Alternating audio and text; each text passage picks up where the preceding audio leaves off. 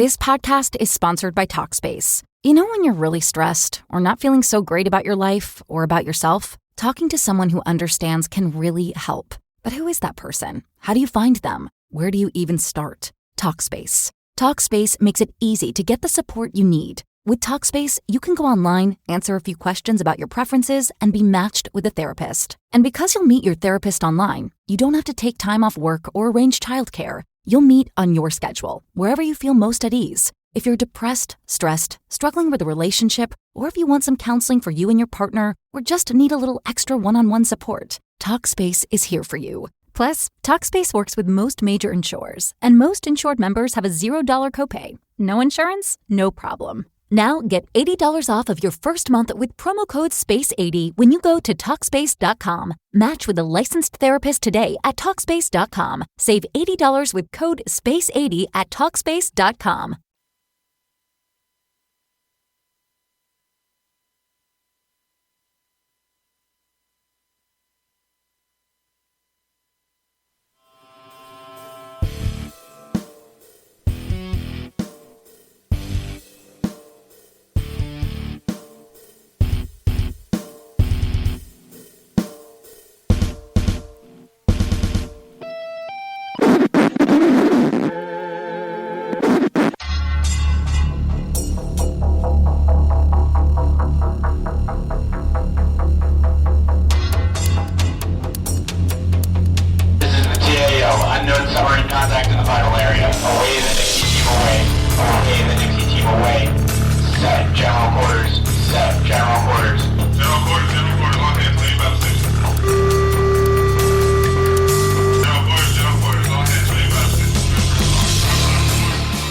Welcome to the Heads Against Tyranny. I am one of your hosts. I am Heads BZ. Over there is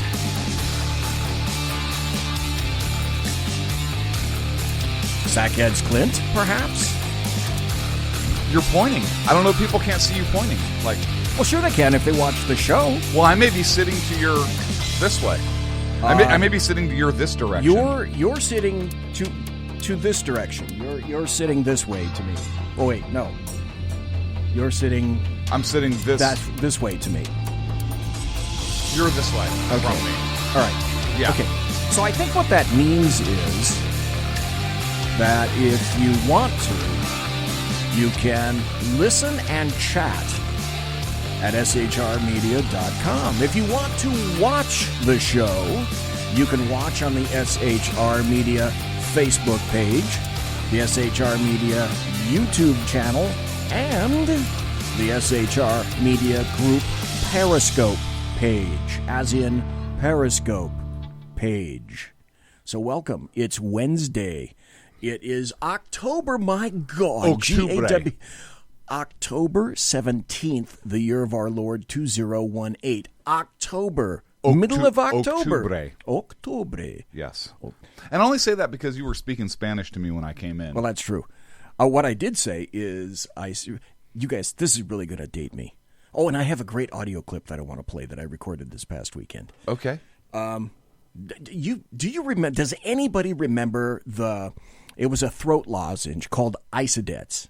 Called what? Isodets. Okay. And they had the Isodets vampire on it. No, I don't. I remember Count Chocula cereal with the vampire on it. Anyway, the Isodets vampire sounded like this: Isodets, they soothe the throat. And so I don't know what the fuck happened to me all day today. That sounds actually familiar. Like the voice, I don't remember the product. All day but today. That sounds familiar. This has been going around in my brain housing group, and I haven't really said it out loud to anybody, but I've been thinking it as people would walk by. You've been dying to say it. I've been dying to say it to somebody, and all I was thinking in my brain was, Isodets. They soothe the throat.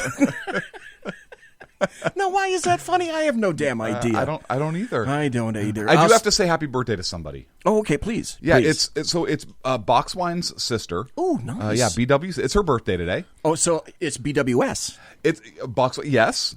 So, or as I like to call her, the Fly Slayer. Okay, so and happy birthday to BWS. There is a story there. BWS, a.k.a. the Fly Slayer. Fly Slayer. And here's what happens. So when Wait, this is a Clint story. Kind of. I actually have a couple of them this week. All right. So when we go camping, and we have the campsite up at the lake. Okay. That's been in Boxwine's family for years, generations. Yes. And so going camping, there's a little bit of adult beverages that get consumed, of course, as there should be, correct? Hence, tons of box wine. And, come on. And tons of rum, and particularly for Boxwine's sister, BWS. Okay. And she is a fly-killing ninja.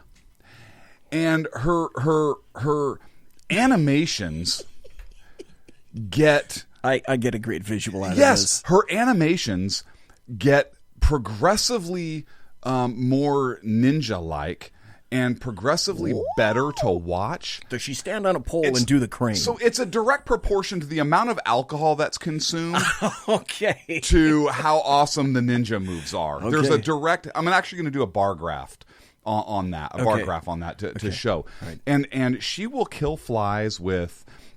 towels, fly swatters, chopsticks. Oh, we need video. Spitballs, you name it. Video, man. You name it, and she is going around and just killing shit. And it's almost like an obsession. And again, the focus of the obsession, again, increases proportionally to the amount of rum consumed. Hence, she is the Fly Slayer. But I do have... so happy birthday, Fly Slayer. Happy birthday. That's a cool name, I have to admit. The Fly Slayer, right? Is a great name. I'm texting her right now that she officially has a title on the show. Well, she should. Right, and we may need to make T-shirts. or now, here's a question. Can I get a happy birthday to her from anybody in the chat room? Oh, yeah, happy. Well, speaking of chat room, we got a bunch of people in the chat room already. Let's say hello to Simone. Welcome to Simone. We got Michael John Pasqua. He's in chat. Welcome to Mike. We got Beantown Billy. He's in chat. Welcome to him. And 2 viewers. So welcome to 2 viewers who will not be unmasked here because we don't do that. No, we do not. So in the meantime, while you're looking around for that, and happy birthday, she's 29? She is 26. Oh, okay. I'm sorry for being 3 years over. She is 26 because Boxwine is 29. Okay. She's been 29 for several years now. Okay. But 26 is good. Because it's a younger sister, right? They have to proportionately do that. So I do have a story. A Clint story? A Clint story. Okay. So everybody knows I'm a father. And so this is a true story. My 5-year-old proceeds to dime out my 8-year-old for some behavior that he engaged in at school. And I'm listening, and I say okay, and I was like, hey buddy, we're there's got to be some consequences to that. And he looks at me and he says no, you can't do that. And so now kind of back up here for a second. Okay. We do we hold court at the house. Okay. House court. And literally like so one of us will be the judge. An adult has to be the judge and mete out sentence. But then we have I like this already. I like it already. We have a defense attorney. So the accused, and it's usually the siblings that bring the charges if parents didn't witness anything. House court. Oh, this is true. This is absolutely 100% true story. I believe you. 100%. But I just love the hell out of it. So we bring a prosecutor. So one child loves to be the prosecutor. And you know what his future is. And another one, so you get to pick your defense attorney or defense representative. All right. As his defense, and the other 2 individuals are the jury. Now, my 8-year-old is not allowed to be on a jury because this is his direct quote. I love him. This is his direct quote. Every time, of course, is this the part where I say he's guilty? Ooh, a little anxious. So he doesn't really weigh the facts. So we hold house court, and then at the end of trial, the jury renders a decision of guilt or innocence, and we have had people found innocent. Okay, now who comprises the jury? The other two kids, usually. Okay. Or a parent, the non-parent judge, and one of the other kids. Okay, so one of the parents will be the judge. Correct. Yes. Okay. Has to have a parent who's a judge because there is punishment that's meted out. Okay. In severe cases, a jury may make a sentencing recommendation. Okay, the trier of law versus the trier of facts. Correct. Right. Okay. Exactly. So, I say to him, he goes, "Well, you can't do that." And I said, "Well, okay. Do you want a trial?" And he says, "No, you can't give me a trial." And I said, "Why can't I give you a trial?" Okay. And he says to me, "I was already punished for it at school. I can't be punished for the same thing twice." Oh, boy. I want to tell you, that's novel. That's novel. And I look at him with pride and anger at the same time. Yeah, I get right? it. I get that. Right? Oh, hell yeah, I get that. Who the hell are you to tell me that I can't? Second of all, that is freaking amazing. And I said, why not? And he says, because the Bill of Rights say so. And he says, don't the Bill of Rights apply to me too? You gotta love him. This is great. I gave him a high five. What the hell else could I do? I know, this is great stuff. Yeah. What the hell else could I do? So today there's parent-teacher conferences. And she, of course, she's one of the teachers I speak with today. And I tell her the story. She said, hey, here's some of the things we're studying, blah, blah. And so I shared the story with her, and she laughed. She's been a teacher a long time. She says, that is one of the best things I've heard in my career as a teacher. Thank you for sharing that with me. So I had to share it with our listeners as well. There are some good conservative schools and students out there. In California, no less. In California, no less. That's the qualifier. In California. I'm still back at house court. I think that's a great idea. The Alaskan just slipped into chat, so hello to the Alaskan. Hello, Alaskan. As well.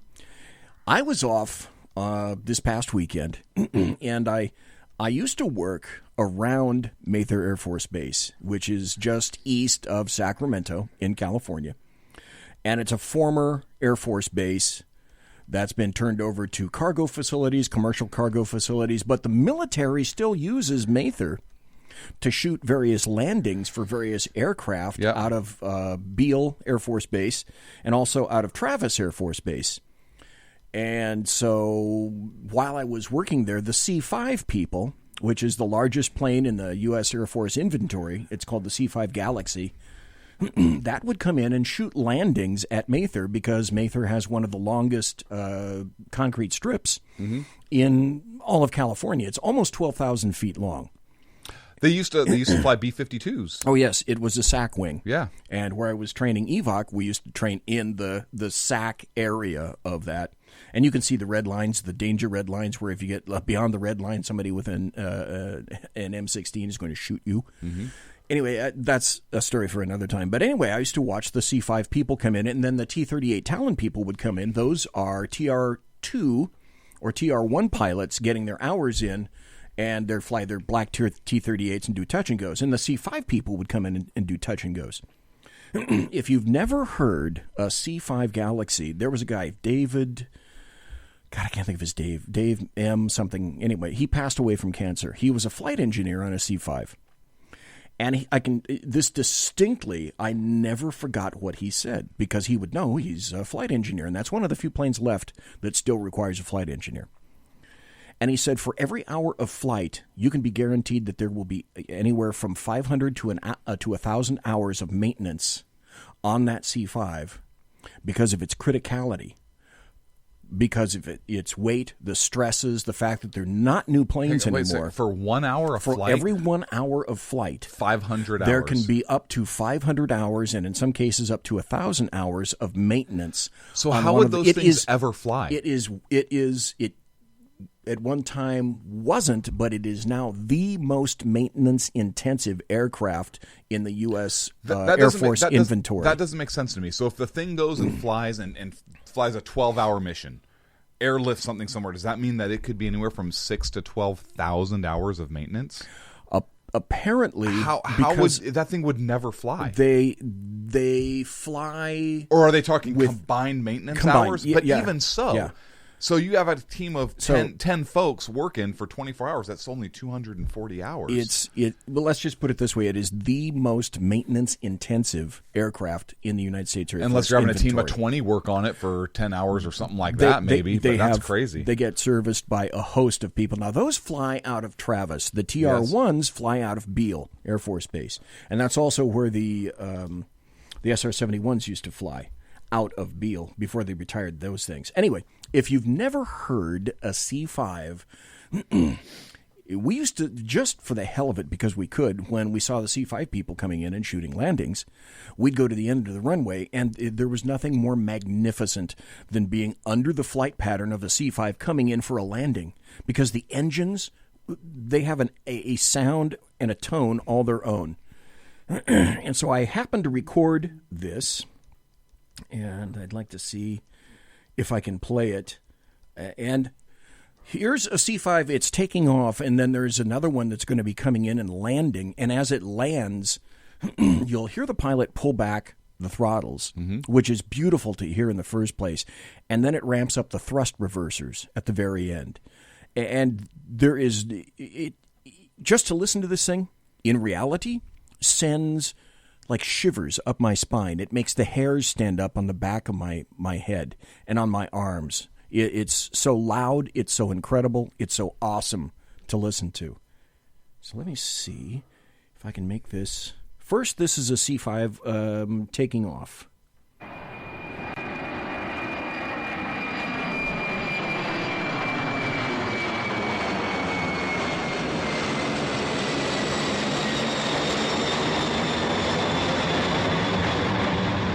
That doesn't do it justice. No, it doesn't.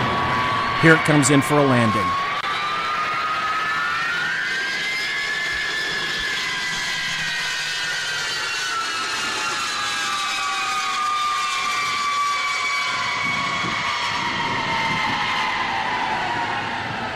Thrust reversers soon.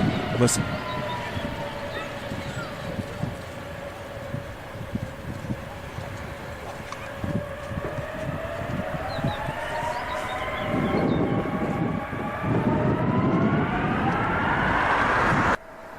Doesn't do it justice. No, it doesn't. At all.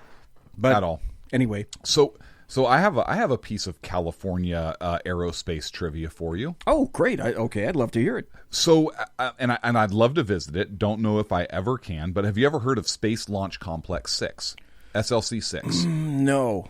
You say it's in California. It's in California. So, it is at Vandenberg Air Force Base. And SLC 6, as it was called, there was actually scheduled to be a space shuttle mission launched from the West Coast, from SLC 6 in California at the Vandenberg Air Force Base Launch Complex. Okay, refresh my memory. Vandenberg is south? South, yes. Okay. Is it far from Edwards? No. Because I know they used to land at Edwards. Land at Edwards. So this launch complex originally came about during the rocket years, and what it's made for is it's made to launch into a polar orbit, right? So, So Florida is the perfect launch site for an equatorial orbit, right? For rounding the Earth. Most spy satellites are launched in a polar orbit, which is why Vandenberg launches rockets from that facility. Because meaning a lot of pole to pole. Correct. So a lot of Air Force missions fly out of Vandenberg. Or I don't know if they still do, but that's how they used to launch. So in 1985, there was a space shuttle mission 62A that was scheduled to fly. There's a picture of the Space Shuttle Enterprise on the launch pad at Vandenberg Air Force Base for a fit test in preparation of the mission. Okay. It's a rare photograph. It's the only time a space shuttle, solid rocket boosters, and external tank have been assembled here on the West Coast in preparation for a space shuttle mission launch. They had a crew selected and everything else, and the mission was set to go. It was 62A was the mission number. They have crew photos. If you do a search. I don't say Google search anymore because they don't need any. Right. Yeah. But if you do an internet search for STS 62A, it'll come up. You can even do a search for SLC 6 out of Vandenberg, and you can get some pictures there. But they have like a little vehicle assembly building, not as big obviously as the one in Florida. That thing has its own atmosphere. I've seen it. And if you've been on the Bayshore Freeway going, south on the 101 in California, there's that huge blimp building that used to hold Navy dirigibles in World War II. So that's at Moffett Field. Yes, Moffett Field. That also, I have photos of that thing. That too has atmosphere. That runway, and it would rain. That runway inside the hangar is amazing. Those runways out there are amazing. Anyways, so interesting. So, do you know why that mission never launched? I do not. So I just told you that mission, those pictures of the fit testing and everything were in 1985. Okay. That mission was 62A. What happened in January of 86? Challenger. Yes. Challenger happened. All missions were scrubbed. All flight boards were cleared. Okay. All right. That makes sense. Nothing ever launched from Vandenberg. No shuttles. No space shuttles that ever launched from Vandenberg, but they were set to. And that's a piece of California history that a lot of people don't know about. But California actually has a very rich, believe it or not, a rich space shuttle history. And a massive aviation history. Yes. California has a huge aviation history. Yes. The entire we're talking about Mather Air Force Base. The entire Navigator School for the United States Air Force at one time was at Mather Air Force Base. If you became a navigator, you trained there. My dad used to fly out of Mather, etc. I know this, and we've discussed this before. You were talking about space shuttles. Mm-hmm. One of the primary reasons, folks, I'm asking you, who are listening live or in chat or listening to in podcast, because we got a lot of people listening to us in podcast, answer this question. What was the one of a couple primary reasons for the creation of the space shuttle? To capture Russian satellites. Thank you. You're welcome. People think that it was just to fly around and do space experiments. Well, that was the public version. Right. For a while. But folks, did you ever notice and ever ask yourself something similar to, I wonder why there are those big, long doors that open up in this big, huge bay of the space shuttle right behind the cockpit compartment, the crew compartment. What was that for? Well, I think you have your answer. Do you ever, folks, remember seeing any photos of an arm being extended out of that bay? And yes, if you go to your favorite search engine, I'm not going to mention the O word, you will find photos of the space shuttle with an arm attached to it. And that was... I'll tell you when they've launched several satellites from the shuttle. They launched them and have recovered them. Yes, and that ability now that we don't have space shuttles has limited us quite a bit, because now if we want to get up to say the ISS, we have to rely on it. Pretty much everybody but us. The Russians. Yes. The Russian after the Columbia accident, we had a crew up at the International Space Station. They had to be essentially rescued or brought back on Soyuz craft. Yeah.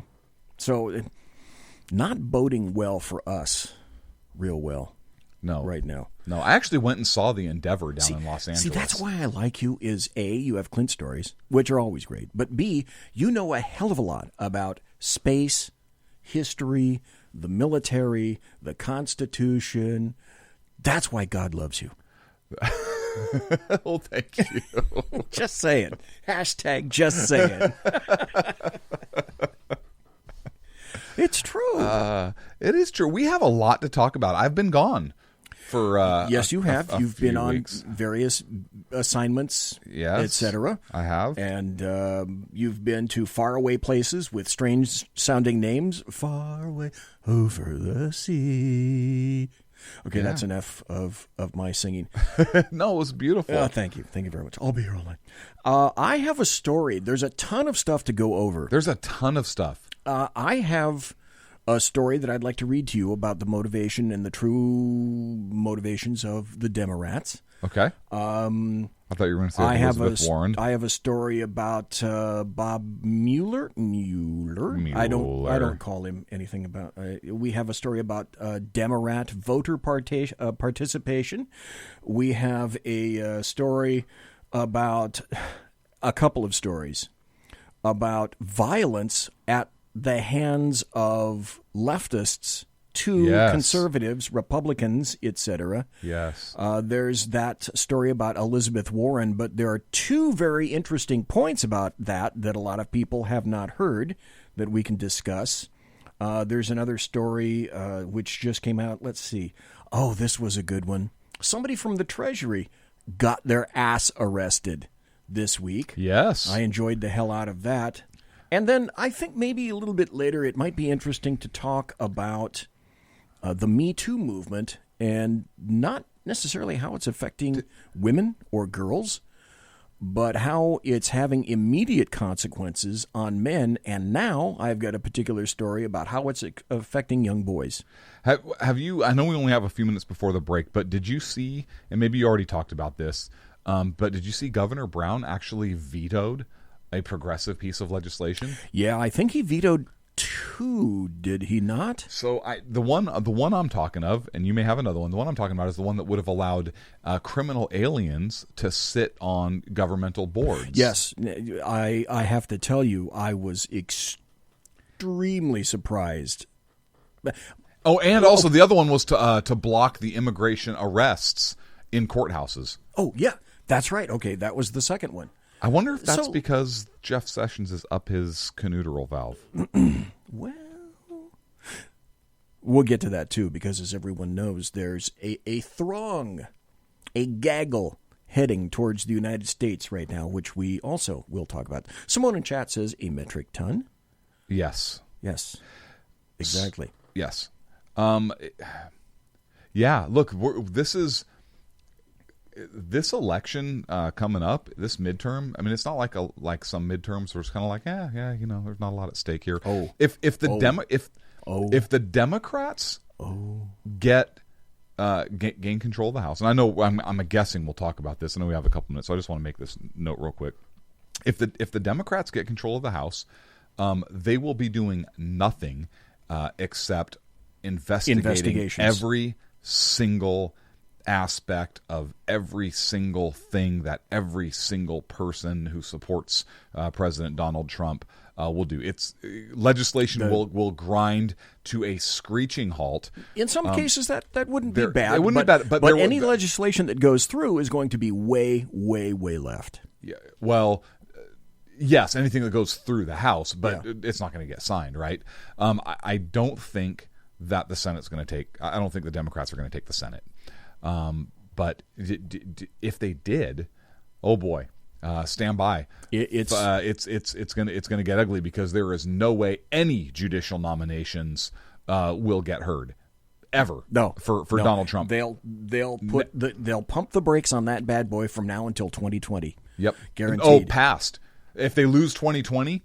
It'll be another until the Republicans take. They will never let Donald Trump get another judicial nominee. And folks, in case you're wondering what the hat says, it says on top of BZ's head right here, it says Trump 2020.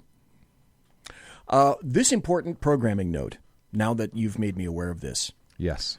On November the 6th, the SHR Media Network is going to have this. This is an SHR Media Network special report.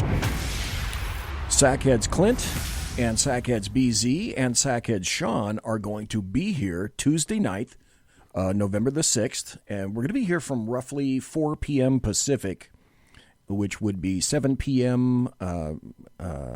Eastern and 6 p.m. Central.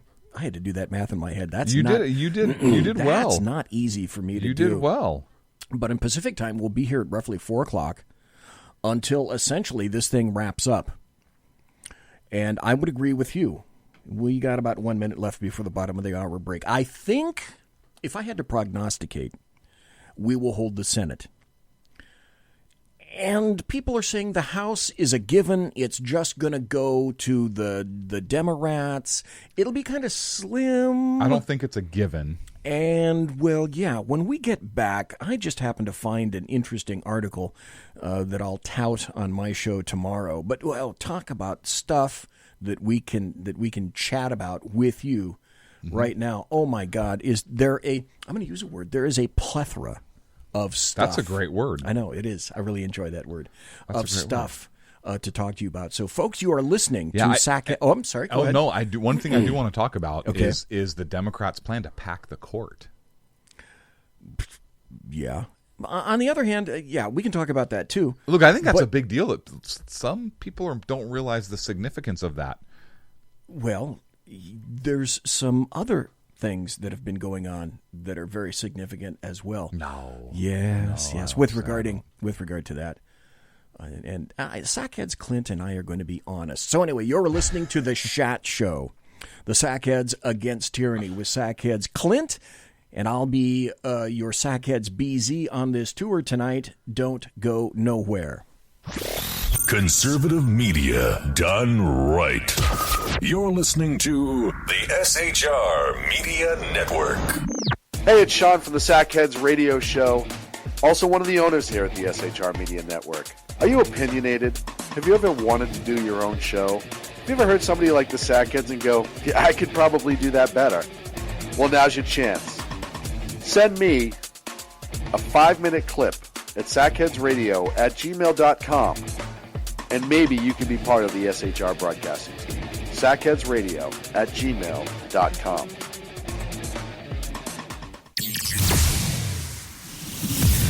Broadcasting behind enemy lines in occupied California, a mere 2 miles from the state capital, the bloviating Zeppelin's Berserk Bobcat Saloon radio show can be heard every Tuesday and Thursday night at 8 p.m. Pacific and 11 p.m. Eastern. Only on the SHR Media Network. Go to shrmedia.com to listen. You can also watch on the SHR Media Facebook page and the SHR Media YouTube channel. No goldfish were abused in the making of this ad. When dirty politicians, shadow governments, and deceptive Islam blind the world with fake stream media smoke, their only fear is one man with a cane. I'm Dave Milner. Join me through shrmedia.com, highplains.talkradio.com, and the Western Free Radio Network at Spreaker, YouTube, and iTunes for a different perspective weekly on the Unpleasant Blind Guy. And catch me on Jeff Mitchell's EDL Radio on blogtalkradio.com. There's no surrender ever, because truth is not always pleasant. Hey guys, it's Sackhead Clint. I'm excited to tell you about a brand new show here on the SHR Media Network. I'm teaming up with the one and only all-powerful, the bloviating Zeppelin, sitting here to my left, bringing to you a fresh new show here on the network. It's Against Tyranny. And we'll be picking up where the Sackheads left off. Excited to be with you, sir. Sackheads Against Tyranny. We're going to chat. We're going to chat Wednesday nights. S-H-A-T. Sackheads Against Tyranny. Wednesday night, 11 p.m. Oh, it's the same time, right? 11 p.m. Eastern, 8 p.m. Pacific. Same SAC time, same SAC channel. Yep. SHRmedia.com. See what I did there? It's your business diva here, Melanie Collette. I am inviting you to a front row seat as I discuss some of the most intriguing details of wealth and finance with today's movers and shakers in the world of business. Listen in and discover financial truths on a global, domestic, and household scale. Uncover topics that will impact your wallet today and in the future. Money Talk with Melanie airs Monday through Friday, 5 p.m. East, 2 p.m. West, right here on SHR Media and High Plains Pundit Talk Radio. You can't afford to miss it. Human by race, Christian by faith, American by nationality, and conservative by choice. Reverend Ralph J. Chittum Sr. is the right guy on SHR Media from 8:05 to 9 p.m. Monday through Friday. And if on the rare occasion I am ever wrong, I will still always be right. The right guy on SHR Media. Hey, this is Michael Wright. And I'm Shannon Wright. Join us for The Right Way with Shannon and Mike, Monday through Thursday from 7 to 9 a.m. right here on SHR Media. Why are they joining us? For fun things like sports, politics. Oh, maybe some news and entertainment? And all kinds of other things. Money and recipes and events, all kinds of stuff. Yeah, so join us Monday through Thursday, 7 to 9 a.m. here on shrmedia.com. Hey, BZ. So the plan's working. You got rid of Sacco. Sean is now stepping away. I never even saw him. And I know, and insidious. You know, we talked about this for, for the last 3 years, and finally coming to fruition. You know I'm still in the room, right? It's almost like he's here still. Did you hear that? Yeah, it's kind of... It's amazing. It's kind of eerie. Like a poltergeist. Like a poltergeisty thing. Yeah, sackheads against tyranny. You're listening to the SHR Media Network.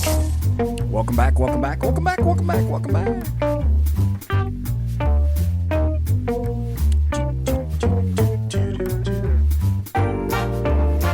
Of course, Clint and I were talking during the break. We were.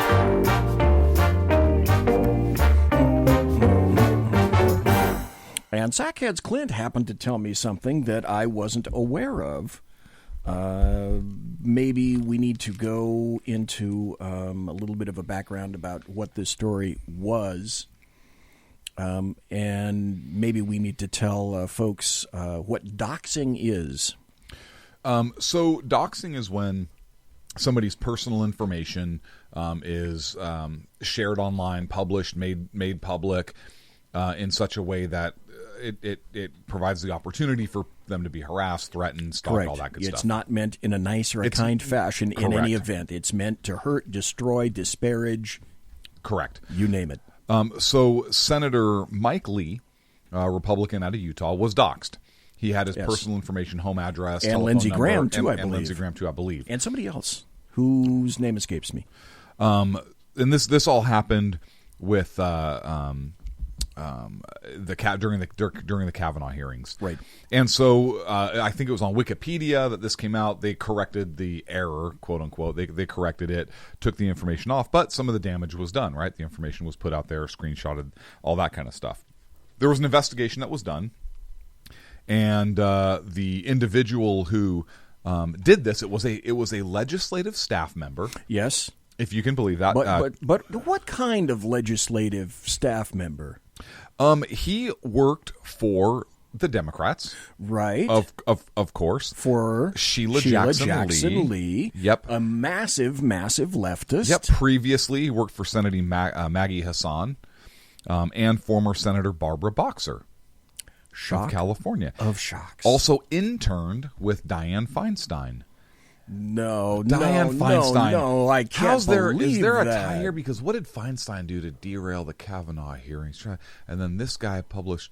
Anyways, I'm sure there's no connection no, there to Dianne Feinstein. So anyways, there was an investigation, and the suspect's name, the alleged person who is accused of doing this, is Jackson Costco. Cosko. Yeah, not with a T, is the name. folks. Was arrested on October 3rd, taken into custody, and this is a story that actually made me smile when I read it, and it was so unbelievable to me that this would happen even in Washington D.C. It warms the cockles of your heart. It does. All 5 of my cockles. Whoa, that's a lot of cockles. I know it is. It is. Do your condoms fit like a glove? Oh. But they're very intricate. See what I did there? Yeah, I did. Yeah. Okay. That's good. Yeah. And muscles, alive-o. Yes. That's the phone number for Orrin all the Hatch. muscles. Orrin Hatch was the other individual. Thank you. That's it. So the individual was arrested, taken into court, and during the preliminary hearing, applied for bail, and the judge denied bail. I love that. When you told me that on the break, I love that. Yep. Magistrate Judge Deborah Robinson said that the prosecutors had shown that, in fact, there was nothing that showed her that the community would be safe if he was released, which is great. Yeah, meaning the community of, let's see, all Republicans that he can get his hands on in terms of information. Yeah. That's not safe. Yeah, so this little twerp is being held on felony charges with no bail. How amazing is that? Unusual. Very unusual. But you know what? Here's why I'm happy, and I'm not happy it happened because he's a leftist, Marxist, communist. I think going after Republicans. Certainly, this is so political. It's blatantly obvious. Come on, it is important because that type of behavior, regardless of who does it. Look, if this was a Republican staffer that did that to a grandma, I would have the exact same reaction. Put him under the jail. Okay, yeah, absolutely. I would have absolute exact same reaction. The left, and correct me if I'm wrong. Maybe there are examples out there. I can't think of as many examples of violence or the violent rhetoric or anything like that on the right as there is on the left. There was one jackass. George Lopez is a comedian, and I read a story that he got into a fight because I just read that today. Some jackass MAGA supporter. Which, look, I agree with that. Make America great again. There was nothing wrong with that. But somebody was heckling him, and because of his political beliefs, and a fight ensued. And you know what? It sounds like the MAGA supporter in that situation. Sounds like it based on the article I read. To be fair, I was not there. But it sounds like he was the asshole. He was the instigator. And you know what? Shame on him. Exactly. And if that person got their ass kicked by George Lopez, then good for George Lopez. We may disagree politically, but look. He has. I will support George Lopez's right to say whatever he wants to say. John Stossel just wrote an article that I'm going to go over tomorrow. And John Stossel, you weren't there, but we met him. He sat down and talked to Sackhead Sean and I. You were, I don't know, I think you were sanding something. That's not true. I did meet John Stossel, but I wasn't there when he sat down and talked to you guys. Anyway, John Stossel, when we were in Freedom Fest, if you don't know, John Stossel is a big, not just like a little L libertarian. He is a huge L libertarian. And John Stossel continues to say, and rightly so, you know what the best combat for bad speech is? More speech.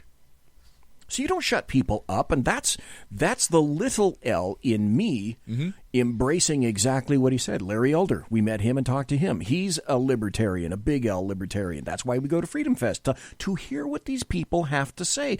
We're not into shutting people up.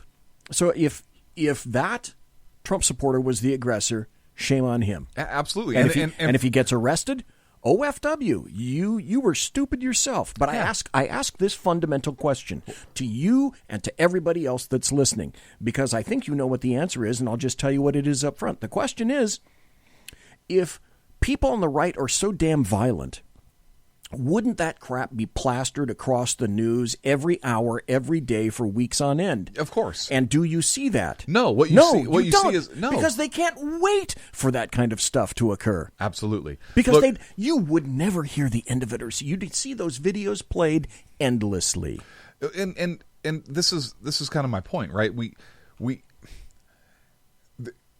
The left they're outwardly calling for violence. I mean, you have Eric Holder outwardly challenging the legitimacy of the Supreme Court. You have Hillary Clinton seemingly still on the campaign trail. I don't know why the hell she won't just go away, but saying that you can't have a civil discourse with these people.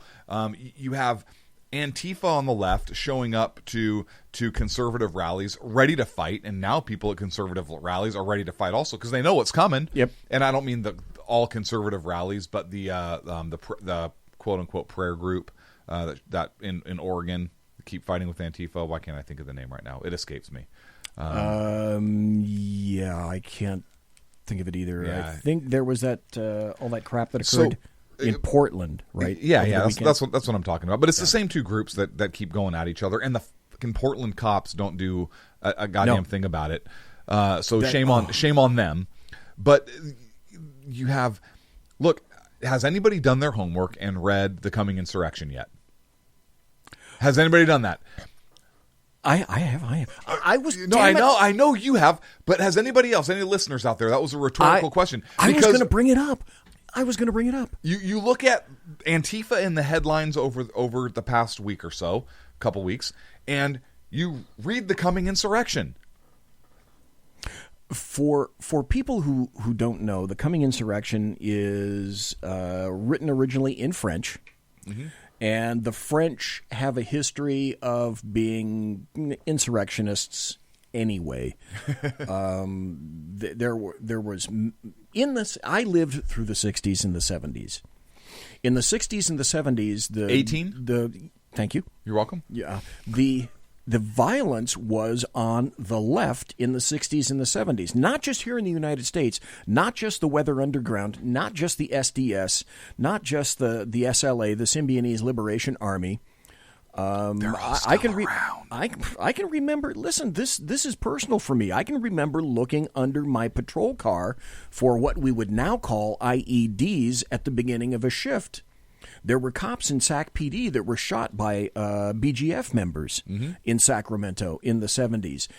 San Francisco in the 70s was a hotbed of bombings in banks and police stations. Yep.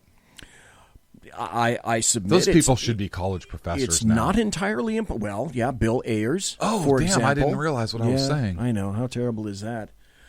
I think this is coming around again, and it is. And I think what you're going to see, because the past 3 people that I've had on the show on Tuesday, Wednesday, BZ's Berserk Bobcat Saloon Radio Show live and direct right here on the SHR Media. Not like there's any promo for it or not. Right. I always ask them this. A what if? Now, we know that Kavanaugh just got inserted as Associate Justice of the U.S. Supreme Court. Bully. Grand. Okay? Not pleasing leftists. Here's another what if. Trump owns the White House. Kavanaugh's inserted. Gorsuch is inserted.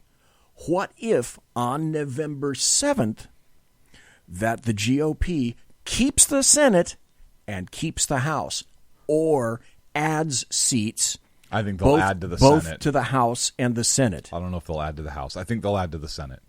So what, I ask you, Heads CLINT, what if that happens? What does November 7th look like? November 7th will be a down day. There may be some protest or whatnot, but it will be a down day while the extreme left figures out what the hell they're going to do. And stand by. Look, from their perspective, they cannot allow Trump to continue to put people on the bench. Right now, they understand that although the Supreme Court is tipped to I don't even want to say conservative and Democrat, because the court should not be political. The fact that the Supreme Court has become political angers me and saddens me all at the same time beyond belief for a lot of different reasons. But you have 5 judges on the United States Supreme Court that take a strict original intent view of the Constitution. And so it tends to place them more on the conservative side, but they rule against they have ruled against Republican principles as well. They're not ideologues. They look at the law, they look at the original intent of the Constitution, and they apply that original intent. Versus the other 4 justices who believe that the Constitution is a living, breathing document, We know that's bullshit because the Founding Fathers wrote about it. The Constitution needed to be changed during the times. There is an amendment process for that. So we know that those other 4 judges are taking a view of the Constitution that was never meant to be taken in the judiciary. They are there to apply the law. They are there to look at the law and apply the law in their rulings based upon the original intent of the Constitution. We lost that somewhere along the way, and we can debate and talk about where that was. But here's where we are now. And this is why the Democrats are talking about, well, if we gain control of the House and the Senate and the presidency, we'll just add 2 more Supreme Court justices to the bench because nothing in the Constitution holds us to a particular number. We've had as many as, 11, I think, or 10 or 11. Historically, I think people don't realize this, but we have had, I think you're right, I think it's either 11. It might have been 11 I think we had 11 at one time. And then in 1870, whatever, 77, maybe 78, I have to look it up, it was 9. So all it would take is the House to pass a bill, the Senate to pass a bill, the President to sign it, to make it poof from 9 to 11, and now we put in 2 more Democratic justices. Sure. And they've talked about that, and that's called packing the court, and that is an FDR. That's exactly what California tried to do with that proposition. So that's an FDR idea. Roosevelt was a super huge progressive. He threatened to do that when the Supreme Court continued to shoot down parts of his New Deal packages because they are fucking unconstitutional. When he threatened to do that, the court capitulated, became political, and allowed his bullshit to go through, which, if you actually look at the numbers, extended the Great Depression. Thank you, FDR. Yet he's fucking celebrated, much like Margaret Sanger. Oh, by the way, yeah, founder of the Nazi eugenics program because they used her research. Anyways, I digress. It just shows you who these champions of the left are. So, fast forward now. You have a lot of these circuit judges and a lot of the federal judges. Most of them, and I don't have a specific number. I'd have to pull the specific number, and I don't want to be inaccurate. Most of them have been appointed by Democrats. A lot of them, a majority of them, I believe, are left-leaning judges. A lot of them activist judges. There's a big caveat. You finish, but I've got a big caveat. Sure. So yes, the Supreme Court can trump all that, but a very few percentage of those cases are actually heard by the Supreme Court. So thank you for opening that door. So as long as that's the case, and as long as these vacancies continue to be filled at the lower court level, look, these federal openings that Trump has the ability to fill right now are huge. Folks, I know we talked about it before the 2016 election. We talked about how big the Supreme Court was, and by the way, we were right. We talked about how huge that is, but make no mistake, this midterm election is just as big, if not bigger. For all of those reasons. Those reasons. And many, many more. Because the courts are political now, as sad as that is, and we need Trump in there to continue to put these judges in place that are going to have a original intent view of the Constitution. I love the big middle finger he gave Kamala Harris and Dianne Feinstein when he put the 2 Ninth Circuit judges in without even consulting them. Yeah. So historically, the President of the United States consults with the senators from whatever in the state or from whatever jurisdictions he or she is going to be putting federal judges. They already showed how interested they are in being conciliatory, using compromise and bipartisanship, which equals fuck you. By the way. So historically, there's been a meeting there. And there was a list that Kamala Harris and Dianne Feinstein, and I think they were actually engaging in conversation for these openings before the Kavanaugh hearings. Well, but post Kavanaugh, Trump picked two conservative. Yeah, he went from moderates to 2 conservatives and put them through without touching it, and they threw a fit. Oh God, did they throw a fit? On the other hand, like I usually tell my wife to talk to her boss about, because her boss doesn't like the fact that my wife is facile in terms of how that job operates and knows more about the processes than she does. I always tell my wife to tell her, if anybody objects to that, what part of what I've just told you is factually incorrect? And what part of what Trump just did is illegal? Answer, nothing. Now, you have to admit, by the way, welcome to Andy Wood for coming in chat. Hello, Andy. Hello, Andy. You have to admit, you've got to expect that this will be done to you by another party, because there will always be another party. Okay, I'm jiggy with it. But I also want to remind people of this. Say what you will about Mitch McConnell, and Mitch McConnell and I have not been fishing buddies. Or Lindsey Graham. And we can throw Lindsey Graham. I'll get to Lindsey Graham in a little bit. Mitch McConnell right now is my focus in terms of we have not seen eye to eye, and he does not get a Christmas card from me. However, would you not say that his actions in terms of Neil Gorsuch were brilliant, mm-hmm. and that his actions concerning Kavanaugh were brilliant? Mm-hmm.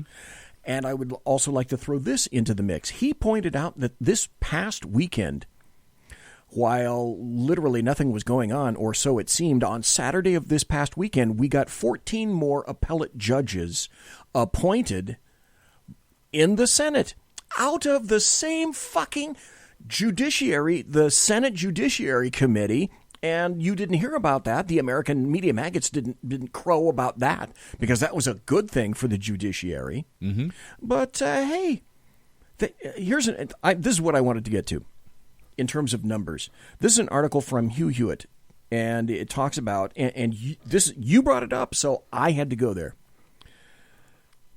Hugh Hewitt says Trump's huge impact on the federal branch, or the federal bench.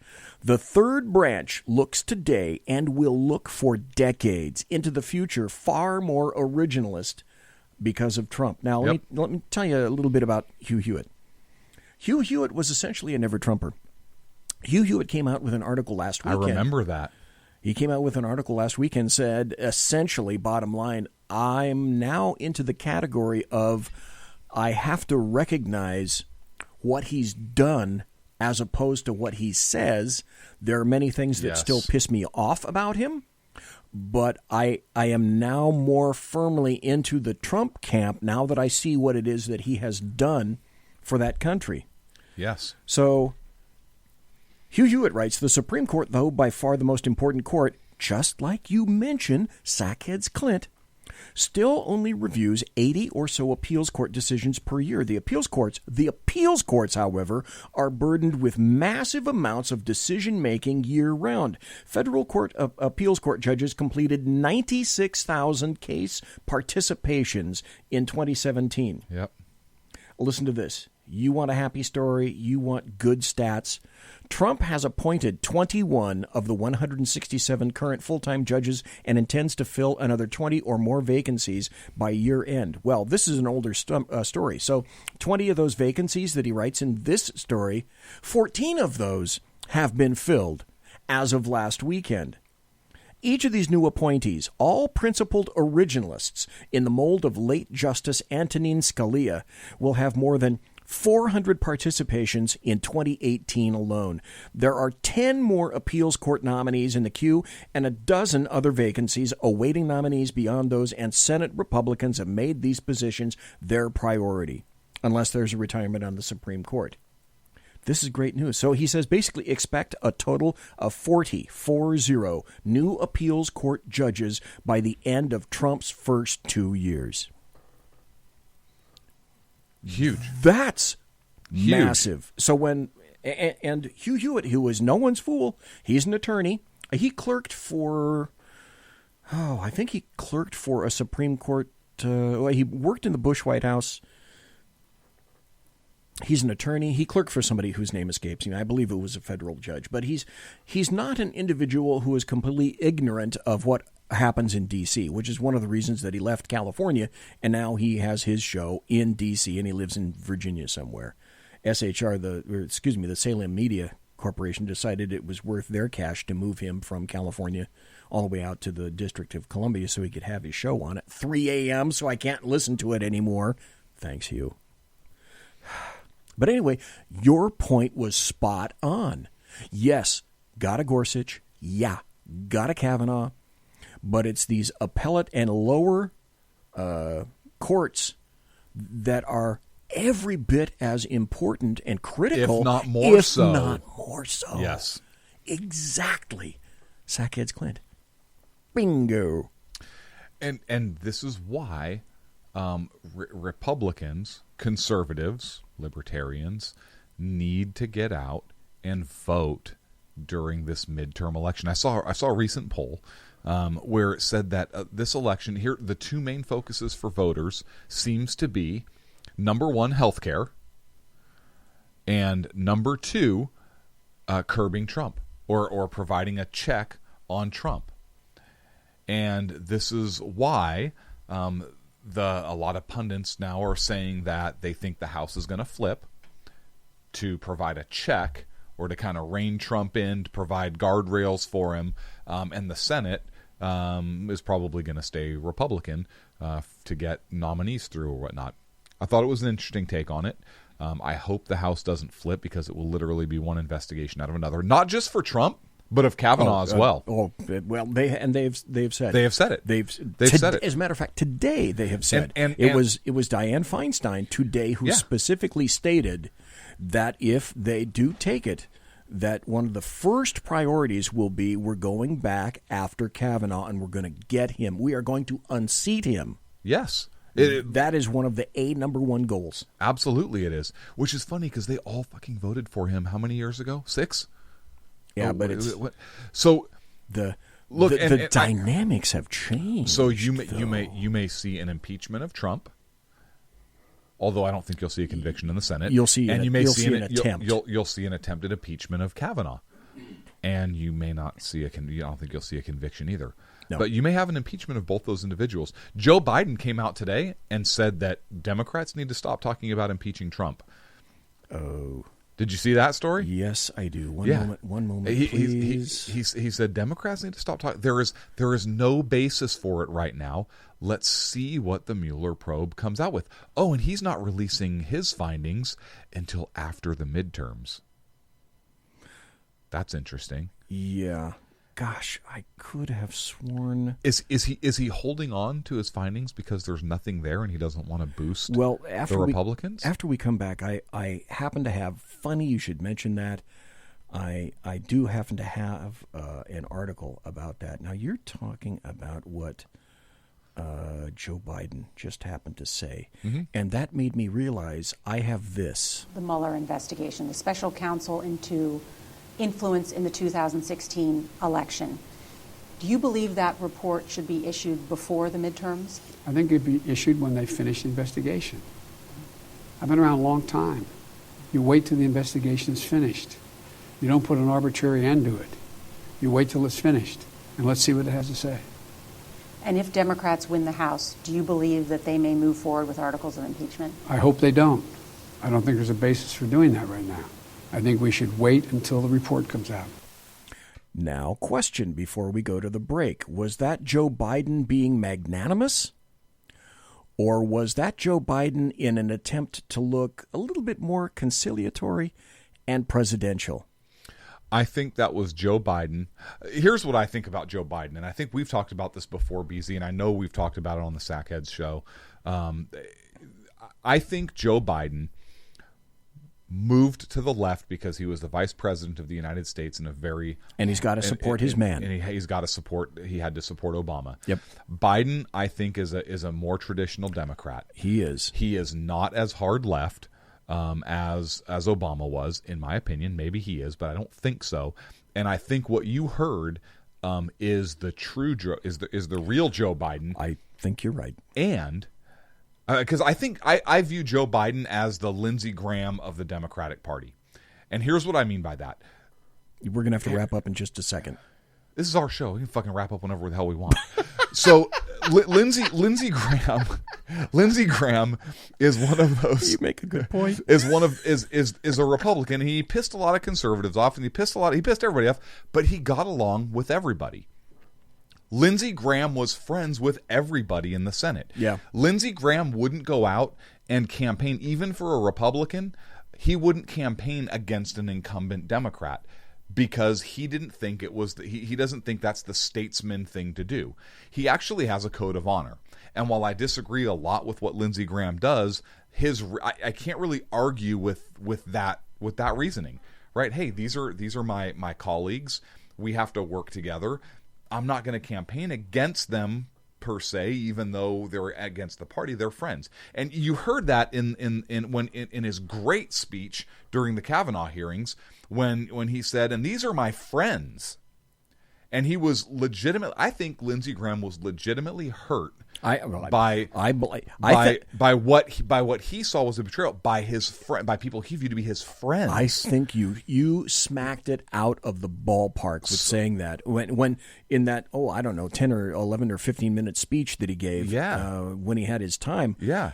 I think he was speaking because From the heart. all these other people had scripts. Yep. He had nothing. Nope. That was completely extemporaneous. And the reason that it was is because it was fully from his heart. That's what he thought. And I believe, I mean, that was emotional for him. It was. He's done. He is a new man now. He definitely felt betrayal. He did. could feel the knife in his back. By the way, welcome to ACOG. ACOG is in chat. Welcome. Great to see you here. You are welcome anytime. He is Lindsey Graham is a new man, I believe, at least at this point. So I think Joe Biden is the Lindsey Graham of the Democratic Party. I think Joe Biden got along with people in the other side. I could be wrong. I don't know. I was never in the Senate. But the read I get is that he gets along with those people. I think he considers many of them friends. And so I think what you saw was the real Joe Biden. And here's why I think it's brilliant. If Joe Biden is going to run against Donald Trump in 2020, he has to get the moderate vote. He understands that as long as the left has this hatred and this vitriol and this violence, that Donald Trump has a really good chance of winning in 2020. He has a really good chance anyways, because you look at the job numbers that just came out. There are 7 million jobs available in the U.S. and 6.3, lower than 7 million in unemployed people. Yeah. There are more jobs in America than there are unemployed people. We have the lowest, 3.6 or 3.8% unemployment. The lowest it's been in 50 years under Donald Trump. If Trump can shut his fucking mouth and stop calling people horseface, he would win this next election hands down. Hands down. There wouldn't even be it would be Ronald Reagan a la 1984. Here's what don't. But I'm sorry, BZ. Let me finish this Sure. thought. But because he won't shut his fucking mouth, he's giving ammunition to the left. I love what Donald Trump does. I hate the fact that he opens his mouth so damn much sometimes, but I really like the policies and what he's doing. And I think Joe Biden is tapping into that, and I think Joe Biden recognizes if there's any chance of beating Trump, you have to have that very moderate voice, which I think is really him. I would agree on both those parts. Here's what we don't have in the Senate or the House anymore in terms of Democrats. We no longer have. Joe Biden is old school. Joe Biden's not going to be around for much longer. People like him are leaving. People like him are just deciding not to get into politics anymore. Old school is pretty much done. Once he's in other words, you have to ask yourself, who do you see anymore? Do we see any statesmen? There's do never we see any statesmen? There's not going to be. Name for me right now who you think. And screw it, the break is done. It's toast. Who do you think is the next Joe Biden? Can you think of one Democrat for the Democratic Party? Yes, Manchin. Okay, all right, good point. Okay, I didn't think about him. I'm thinking of there's not going to be any more Zell Millers. There aren't going to be any more Joe Liebermans, and I'm going to bring up a name that when I say it, everybody's going to go, oh yeah, I forgot about that dude. Daniel Patrick Moynihan. These are the guys that at the end of the day would go to the nearest DC watering holes, slap everyone's back all around, and knock down drinks. And get shit done. You know who else did that on the Republican side of the House? Newt Gingrich. Oh, yeah. I still have a little feeling in my heart for Newt. I think Newt was a very astute politician. He was. He and Clinton. I don't think we're going to see him again. He and Bill Clinton did great things. I see, and then again, in my opinion, I don't see. I can remember one person who met Clinton, who was a semi-political operative. And he only met Clinton the one time. But he said Bill Clinton was the kind of an individual then in the 90s, not now. And I can remember the distinction that this guy said because he had met him in 2014, 2015, something like that. But he said in the 90s, when Bill Clinton was in his prime, he remembers seeing him coming into a room, and he described it as there was a vacuum in the room. All heads turned to him. Everyone knew when he was in the room. They just felt it. They sensed it. He had a presence. So by his presence, he versus Hillary Clinton. Hillary Clinton is a breadcrumb politically. Mm-hmm. In terms of what I would have to admit is the brilliance of Bill Clinton. Mm-hmm. Bill Clinton, GSD. He got shit done. He did. And he when he hired Dick Morris, when he got Dick Morris into the White House, yep, he really worked with Newt Gingrich in the Republican Congress, and they got shit done. Look, you can say what you want. Bill Clinton in his personal life, I think, was a freaking dirtbag. No doubt about it. Oh, yeah. Okay? The guy's, but politically, as president of the United States, yes, he lied. Yes, he should have been impeached. Yes, he probably should have been convicted for lying under oath, but he wasn't. So let's take that aside. And I'm doing that for Clinton because I do that with Richard Nixon. I say, with Watergate aside, Richard Nixon got shit done. Only Nixon could go to China. Only Nixon could go to China. Only Nixon can sign the 5-year ICBM freeze ban with Russia at the time. Nixon did a lot of good shit for our country. Or only Nixon could create the EPA, fucker. Yeah. Yes. Or take us off the gold standard in 1975. But Nixon did. Did Nixon sign that? Nixon wasn't even president in 75. That was Carter, right? Oh, no. Or Nixon, Ford. I'm sorry, Ford. Nixon took us off the gold standard. So, but Nixon did a lot of good things. Bill Clinton did a lot of good things. So if I give Nixon hey, yes, Watergate was fucked up. He deserved what he got with Watergate. But as a president, Watergate aside, look at some of the things he did. He did some good stuff. I am not a crook. Yeah, bullshit. I actually have an autographed picture of Richard Nixon. Do you really? I do. I need to bring it in and we got to frame it and put it on the wall somewhere. I need to frame it and bring it in. You know, I didn't realize how much presidential signatures are worth. I would expect quite a bit, especially if there's controversy in their presidency. Yeah, I bet that jacks it up. Like, it does. I have a couple. How much money would you get for a Gerald Ford signature? Oh yeah, I'd have to, 75 cents. I'd have to look it up. I don't know. No, presidential signatures are worth. His claim to some fame money. is he got shot at twice. Yeah, once here in California at once the state in Sacramento. Capitol. Yeah. Squeaky from. But so I have to. So when I'm giving Bill, I'm not giving Bill Clinton a pass. When I say, hey, look, he did some good things. Yes, I realize he was a dirtbag in some areas. But I have to be fair because I say yes, Richard Nixon did some good things, and he was a dirtbag in certain areas of his life. Bill also, Clinton was a politician. He was a consummate politician. He was, and he consummated a lot of things. So I'm sorry. I'm sorry. I had to. You see what I did there? See what I did there?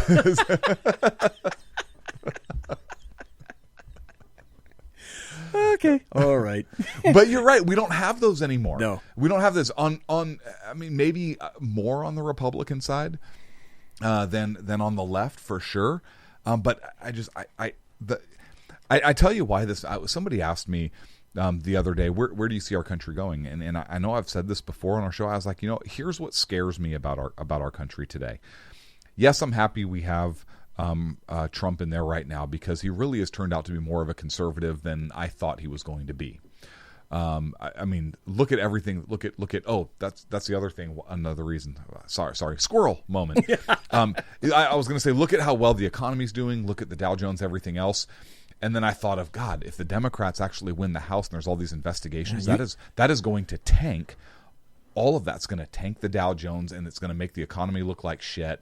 And those fuckers will be doing that on purpose because you got 2020 coming up, and the economy is actually always an issue. Anyway, so I digress. Friedman from the New York Times said that the day after the inauguration, the stock market is going to tank. Blow me. Yeah. No, it didn't. No, it didn't. But if Congress is investigating the administration constantly, that is going to cause a lack of confidence. It'll have a negative. So. And I think that's by design because right now it's fucking doing awesome. Of course it is. So now who's really hurting Middle America, right? I forget where I was going with all that. I'll tell you who's hurting Middle America. I have to agree with Trump on this one, the Fed. This is not the time to raise. No. So who's in there? Powell, right? That was a Trump guy. Trump put him in there. Yeah, I know, and he's not doing anything any good. Hey, we got a ton of stories. I'm looking at one right now, and this is what I consider to be a great story. On the heels of the guy that you were talking about that doxed these senators who got basically his bail revoked. Yeah. Here's something from let's see. This is of all things, the Washington Post. Treasury official busted for leaking financial reports on Trump campaign team. This was great. The Trump administration's effort to root out leakers in the federal government bagged a top-level Treasury employee who was charged yesterday, with giving a reporter confidential information about suspicious financial transactions involving former Trump campaign officials Paul Manafort and Rick Gates, accused Russian agent Maria Butina, and the Russian embassy. Who was it?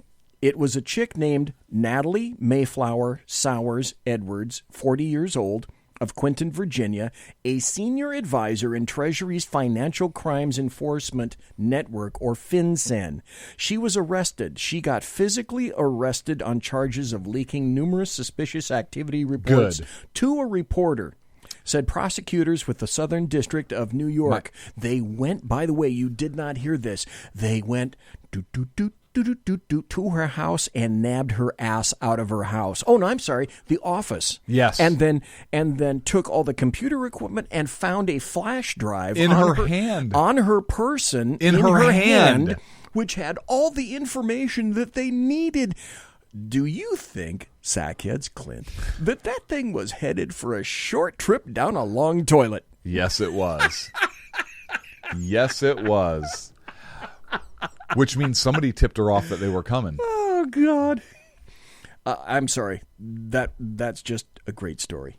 That's a wonderful story. And you know what? I think it's great that they ripped her right there in the middle of her workplace. That's called a statement. Yes. Hello? Yes. A statement?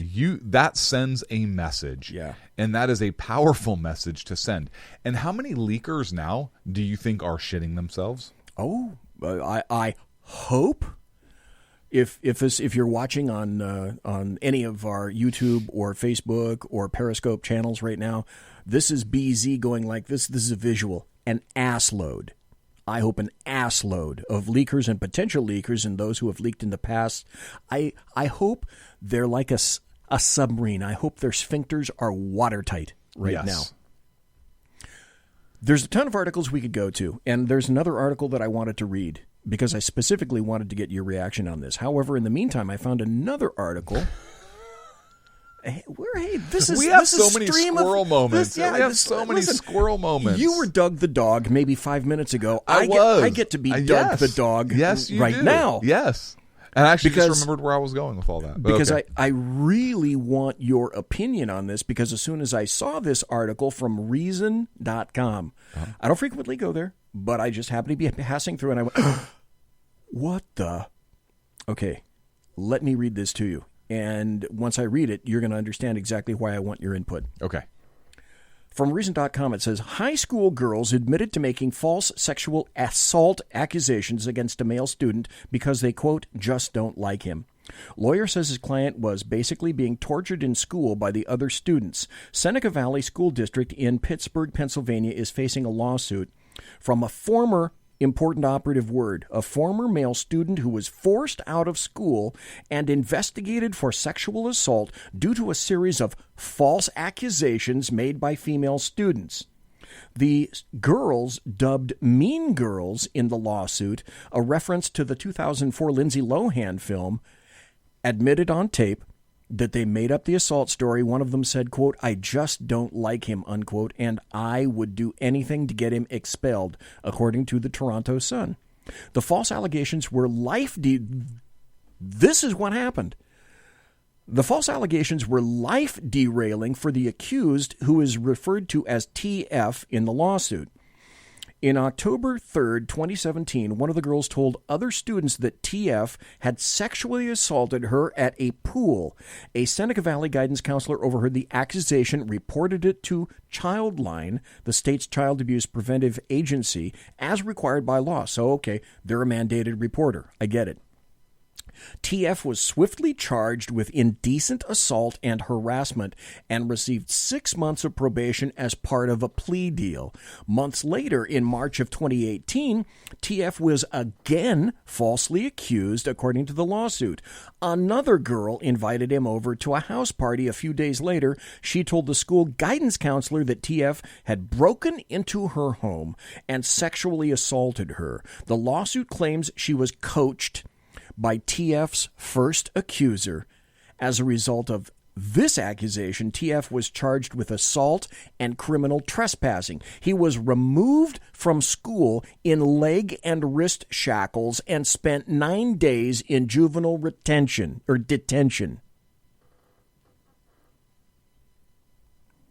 Hashtag Me Too. So are the girls now being charged? They're being sued. Yeah, that's great. Are they being criminally charged? Let me go down here. And are his criminal convictions being overturned? I don't know if it doesn't say anything about that. It talks about attorneys. It talks about the conspiracy was unmasked. It sounds as conspiracy is a crime? Yeah, it sounds as though this is in the midst of, basically it's developing its very own head of steam. Good. And so this is it sounds like it's early reporting and early unearthing those girls of this was, I can't think of no other thing to quantify it as, this was a conspiracy. Yes. Now the reason I bring this to you, and whether you're male, female, if you're a parent and you have daughters, you hold your daughters close, I get it. But I know for a fact that you have sons, and I know that tons of women out there have sons. Where do your sons fit into all this? You know what? Where do daughters fit into all this as well? I have daughters. Yeah. So making these kinds of allegations, because you know it's effective and it's working. Look, so first of all, as a parent, if my daughter, my child ever made an accusation like that against somebody else that was false, stand by, because as a parent, I will absolutely square that away, and there should 100% be repercussions for the person making those false allegations. What does that say or do? These girls basically made a mockery of real victims of sex crimes. They were pretending to be victims of sex crimes, ruined this other boy's life over false accusations, and essentially made a mockery of people who have actually suffered, who are true real victims, who have really been victimized by somebody who has committed a sexual assault, a rape, a molestation, name it, against them. So, in my opinion, they are just as low, if not worse, than the rapists, because the rapists, they victimize a specific individual, which is horrible, horrible, horrible. These girls, I think, made a mockery of all sex assault victims, and that is unforgivable. I think they should be held accountable, not just criminally, but civilly as well. I think they should spend time in a juvenile detention facility, just like this young man had to. I think they should make a public apology to him. I think this young man's record should be overturned if he was wrongly accused. What kind of evidence was there to bring charges? Well, see, the article does not go into specificity with regard to that. However, I'd like to read this paragraph. And I'm sorry. One other thing. I want to know, what is this young man's mental capacity? How did he not understand what he was saying in any kind of interview or an interrogation? Does that make sense? Yes, there are tons of questions. What's his social status in school? Is he the jock? Is he a nerd? Somebody who's not quite with it, and so they made fun of him? It doesn't address that, but it does say this, and I think, folks, you need to listen to this as well, because we just covered, that was a little bit of the tip of the iceberg of what happened to him. Another paragraph said, he was released on house arrest on April 16, 2018, with an ankle monitor and specific instructions from juvenile probation officer Michael Trago that he could not tell people about the ankle device, and he could not wear shorts or other clothing that revealed the ankle device, even though it was during some of the hottest days of summer. He was not permitted to have any visitors, not permitted to have a phone or internet access, and could not leave the house except for therapy, which required to deal with the psychological trauma he suffered and to attend church. After 28 days, He was allowed outside the house only to mow his lawn, which he had to do in long pants regardless of the temperature. He was unable to play during most of the high school baseball season, and he was told by the athletic director that she was not sure he could play baseball because every time he was wearing a Seneca Valley jersey, he was representing the school. TF was unable to play baseball or work at his summer jobs for part of the summer. Financial loss. And he has not been found guilty, is my understanding. I thought, well, he got probation, right? So Yes. he pled. So if he pled, then he's got a conviction or a no contest on his record. And apparently, correct, not until after that was it discovered this new information. Yeah. By the end of the summer, the conspiracy against TF was unmasked. Other students came forward with Snapchat messages that contradicted the claims of the mean girls, who eventually did admit to lying.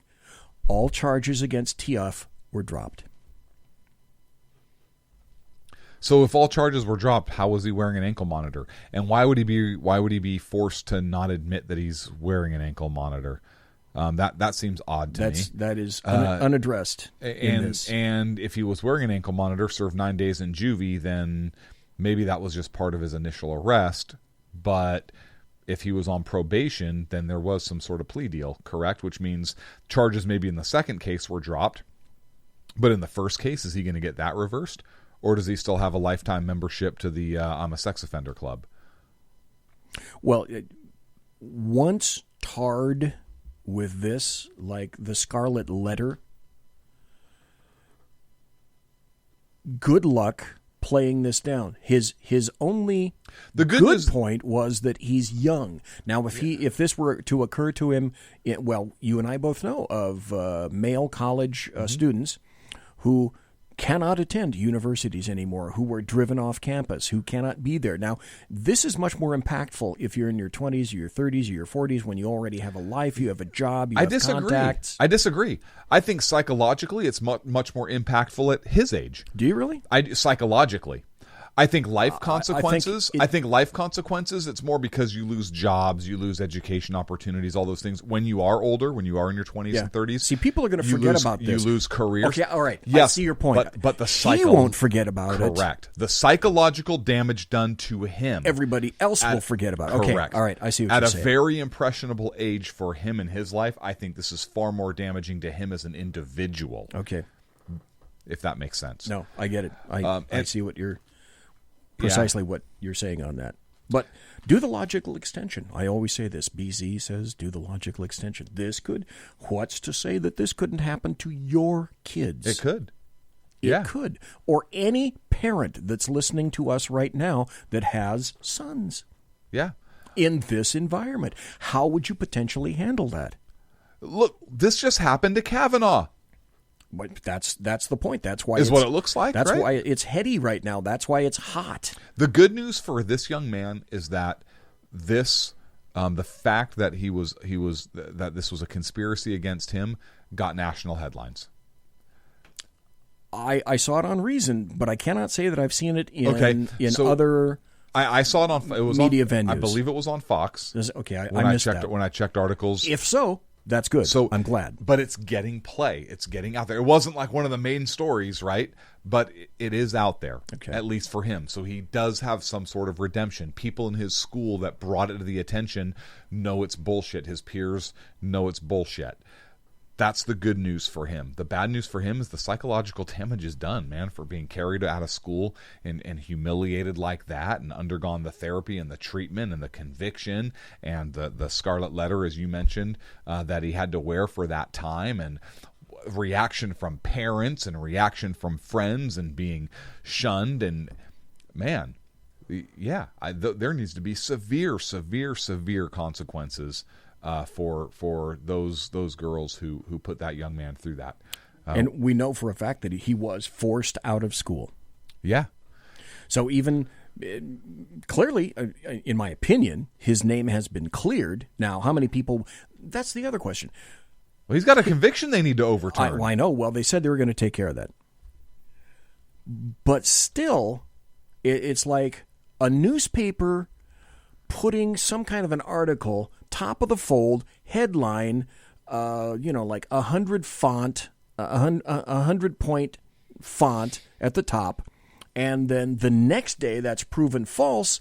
And then on page C17 in the lower right, there will be about 1 column inch of a retraction that, I'm sorry, we weren't right. Because all people will remember is that TF is a terrible person. He sexually assaulted poor little innocent girls.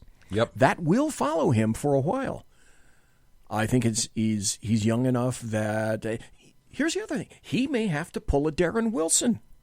Darren Wilson could not stay in Ferguson, Missouri. He had to leave. He does not have a job in law enforcement. That was killed. He did absolutely the right thing, but he was tarred, feathered, and had a scarlet letter placed on his forehead as well. Yeah, but you didn't have a media outlet reporting that he was unlawfully accused and there was a conspiracy against him. You do with this young man. You have outlets. You have a reason writing about how he was bullied. There was a conspiracy against him. Well, so the question is, okay, he left school. In my opinion, there's nothing in this article to say yay or nay. My guess would be his parents are not going to put him back in that school. He's going to have to leave. My guess would be he'll probably have to leave that district. Oh, hell no. I'd go right back to that school. I know you would. I would go right. If I were that young, I would go right back to that school. Because here's why. Everybody at that school knows that he was wrongfully accused. And here's the thing. But in these days, will the parents really believe it? Yeah, it does. Yes, because you have these girls admitting it, and there's action being taken against them, and the courts have reversed that. See, my thought I think that would get in there. I think in this case, for me personally, and I know we're up against Rick, I would not only go back to that school, but if he goes back to that school, he can do no wrong. Because then he would just come obviously being falsely accused again. You're a strong parent, and I realize that's what you do. I don't have confidence that 60% of the parents are like you. Yeah, I don't know. I know for me, I just don't unless my kid was like, yeah, absolutely not. I can't go back and face those people. I would have a serious conversation with them. But if that was me, those false accused, I'd be right back in there. Yeah, but absolutely. See, you just told me about helicopter parents, and then you had another term for helicopter parents, which was what the hell was that? Lawnmower parents. Lawnmower parents. Yeah, mowing down roadblocks that their kids can't overcome. Yeah. Okay, we got to take a break. This is going to be the final segment coming up, folks. Wow. We are having a great time. You are listening to Sackheads CLINT and Sackheads BZ. We are the Shot Show. We are the Sackheads against tyranny. Conservative media done right. You're listening to the SHR Media Network. Hey, it's Sean from the Sackheads Radio Show. Also one of the owners here at the SHR Media Network. Are you opinionated? Have you ever wanted to do your own show? Have you ever heard somebody like the Sackheads and go, yeah, I could probably do that better? Well, now's your chance. Send me a 5-minute clip at sackheadsradio@gmail.com, and maybe you can be part of the SHR broadcasting team. sackheadsradio@gmail.com.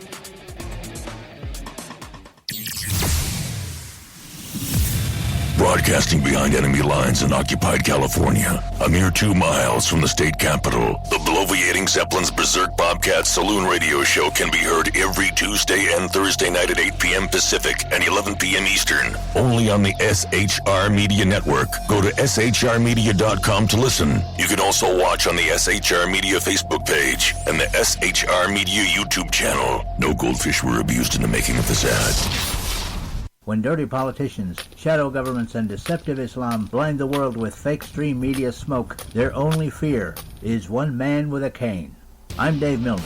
Join me through shrmedia.com, highplanestalkradio.com, and the Western Free Radio Network at Spreaker, YouTube, and iTunes for a different perspective weekly on the Unpleasant Blind Guy. And catch me on Jeff Mitchell's EDL Radio on blogtalkradio.com. There's no surrender ever, because truth is not always pleasant. Hey guys, it's Sackhead Clint. I'm excited to tell you about a brand new show here on the SHR Media Network. I'm teaming up with the one and only all-powerful, the bloviating Zeppelin sitting here to my left, bringing to you a fresh new show here on the network. It's Against Tyranny. And we'll be picking up where the Sackheads left off. Excited to be with you, sir. Sackheads against tyranny. We're going to chat. We're going to chat Wednesday nights. SHAT. Sackheads against tyranny. Wednesday night, 11 p.m. Oh, it's the same time, right? 11 p.m. Eastern, 8 p.m. Pacific. Same SAC time, same SAC channel. Yep. SHRmedia.com. See what I did there? It's your business diva here, Melanie Collette.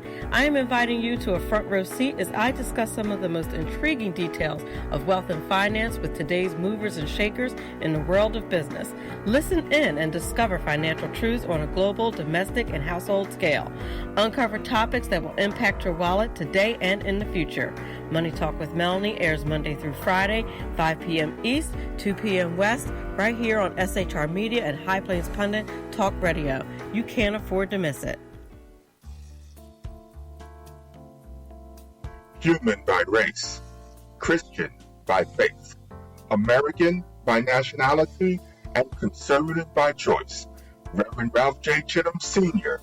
is the right guy on SHR Media from 8:05 to 9 p.m. Monday through Friday. And if on the rare occasion I am ever wrong, I will still always be right. The right guy on SHR Media. Hey, this is Michael Wright. And I'm Shannon Wright. Join us for The Right Way with Shannon and Mike, Monday through Thursday from 7 to 9 a.m. right here on SHR Media. Why are they joining us? For fun things like sports, politics. Oh, maybe some news and entertainment? And all kinds of other things. Money and recipes and events, all kinds of stuff. Yeah, so join us Monday through Thursday, 7 to 9 a.m. here on shrmedia.com. Hey, BZ. So the plan's working. You got rid of Sacco. Sean is now stepping away. I never even saw him. And I know, and insidious. You know, we talked about this for for the last 3 years, and finally coming to fruition. You know I'm still in the room, right? It's almost like he's here still. Did you hear that? Yeah, it's kind of. It's amazing. It's kind of at you. It's kind of eerie. Kind of a poltergeist. Like a poltergeisty thing. Yeah, sackheads against tyranny. You're listening to the SHR Media Network. Wow. We are back.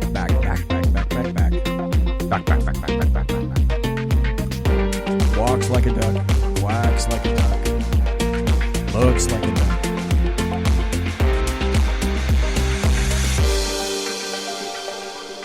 Ladies and gentlemen, boys and girls, children of all ages, you are listening to the Sackheads Against Tyranny, a true shot show with Sackheads Clint, who is over yonder. I'm yonder. Right over here. Let's see. Actually, you're this way. He's right you're there. This way. As we look at that, so it's there's a Sackheads circle. Clint. It is, you're actually that way. Yeah, I am. But there's Sackheads Clint over there. According to if you're watching you can watch us on YouTube or Periscope or the Facebook page. And if I'm pointing at the camera, that's Clint. That's is actually where you are. Yeah, Clint is actually directly across from me. Correct. I'm in SHR corner, which is that's what you see behind me right here. It's SHR corner. Yeah, and I'd like to remind BZ everybody. is in the driver's seat. Okay. All right. I do the sliders and the slider thingies and the buttons and stuff. Yep. You're in the driver's seat. I'm in the command module. I should. Wait a minute. Does that make you Michael Collins? Oh, I just thought of something. I don't know. This is like stream of consciousness, folks. Are you aware that 20 days from now, only 20 days are the midterms? Yes. So the other thing is, 3 weeks from today, we'll be talking about what happened last night. That's not true, because we're not having a show that day. No. Well, no, the Sackheads aren't. Right. I'll have one on Thursday. But having said that, I want to remind everybody that just like during the 2016 presidential election, the SHR Media Network is going to be covering from 4 p.m. to whenever the hell it stops on Tuesday, November 7th. We're going to have reporters from all across the nation. We're arranging to have some of our SHR Media superstars on to talk about this. Jeff Dunitz has already said that he'd love to do something like this. We're going to try to get in touch with Melanie Collette, see if she could help us with this. Carrie Baxter Donovan, see if she could help us with this, because they both are in on the East Coast. Maybe Jersey Joe from down in Florida could help us out on this. There are a ton of things we can do, and we're going to be on it like white on rice, like honey on a bear's nose. We're going to cover it as long as it needs to be covered. SHRmedia.com. Starting at 4 p.m. Pacific. That's going to be 7 p.m. Eastern and 6 p.m. Central. SHRmedia.com. We're going to be on it like stink on a hippie. Okay, a long time ago in a galaxy far, far away, I used to work for a coastal sheriff's department here in California. And it was, even then, it was really, really, really, really left-wing. And what they said was, the hippies from the 60s didn't die. They just moved to Santa Cruz. Yeah. And it happened to be true. We have 20 minutes. Yeah, we do. And we have 20 minutes worth of great stories. So let me pull one of them up here. We had spoken earlier about some of the violence. Did you? Okay. And we talked about the New York man who built a bomb who was going to blow up Washington, D.C., the mall, 200-pound bomb on Election Day? Yeah, that's a good article. Oh, I thought that's where you were going with no, this. No, I'm going for something that just I'm happened sorry. a day or so ago. Never mind. What do you got? Here's an article that said, Democrat operative for, listen to this, and I know you're going to be shocked, so I hope you people are sitting down. Democrat operative for a Soros-funded group was arrested for battery against a Nevada GOP candidate's campaign manager. Mm-hmm. A Democratic operative for American Bridge 21st Century, a group founded by David Brock and funded by liberal billionaire George Soros, was arrested yesterday, after the female campaign manager for Nevada GOP gubernatorial nominee Adam Laxalt accused the operative of grabbing and yanking her arm and refusing to let go. Kristen Davison and other officials for the Nevada Attorney General's campaign said the battery left her terrified and traumatized and with bruises on her neck and arms. Politics is a little aggressive these days, but this is just insane. I've never seen anything like it, Davison, 31, told reporters on Wednesday. That's just one example. Then there's another one that occurred in Minnesota. And the headline is this: Anarchists, middle-class Avengers are attacking Minnesota GOP candidates. State Representative Sarah Anderson of Plymouth, a Republican, was campaigning Sunday when she saw a man kicking yard signs touting her and other GOP candidates. She jumped from her car and told the man to stop. He refused. She said that he was saying he was an anarchist and could do whatever he wanted. So the politician did what any red-blooded American would do. She tried to catch the incident on video. The sign assailant was having none of it. He cursed her, backed her into the street, and told her to go kill herself.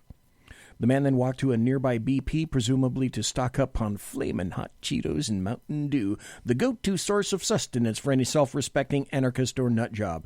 Way to support the capitalist beast. Yeah, no kidding. So she gave chase in her car. The man charged her again, leaning through her window and punching her in the arm.